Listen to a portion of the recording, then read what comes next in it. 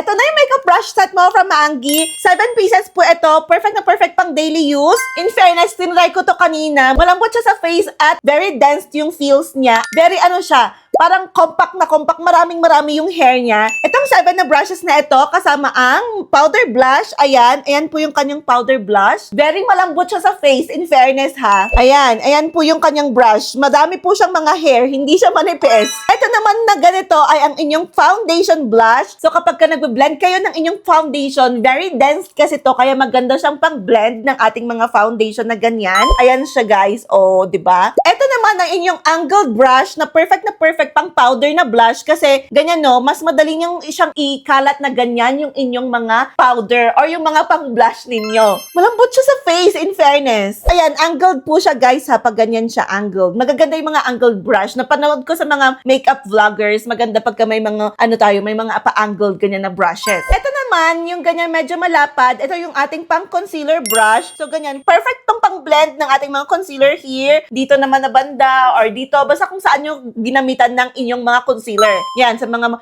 dark spots natin na ganyan. In fairness, medyo may tusok siya guys. Kasi 300 plus to, 7 na siya. Medyo may tusok feel siya ng konti lang naman, pero hindi siya yung masakit ha. Kasi yung ibang brushes talagang very stiff, tapos masakit siya sa mukha. Ito, konti lang, konting tusok feels. Kasi kung sasabihin kong no tusok feels, parang imposible yun sa 300 plus na no tusok feels. Ito naman, yung may pa-angle na ganyan. Ito siya ha, yung may pa-angle na ganyan. Ito yung contour brush natin. So, ayun yung mga pang-contour natin na ganyan sa mga mukha, sa mga ilong natin, o kaya kung ano man yung mga i-contour mo na ganyan. So, perfect talaga itong set na to, pang everyday use, yung mga mga lakad-lakad na ganyan. Hindi mo kailangan ng sobrang dami talaga. Ito lang 7 ay Gora Bells na. Hindi pa tayo tapos, meron pa tayong dalawa. Itong dalawang to ay mga eyeshadow brushes. Ang napanood ko doon sa isang makeup professional na nagla-live. Ito, magandang gamitin kapag i-apply mo na yung eyeshadow mo dito. Tapos magandang gamitin ito pang blend naman ng eyeshadow, ganyan. Patience lang daw talaga pag nagbe-blend ka ng eyeshadow, kakaganyan mo siya. So, ito yung magandang pang blend, yung medyo makapal. So, ayan, 7 lang siya and perfect na perfect. Makukumpleto mo na talaga yung makeup mo dito sa 7 brushes na to.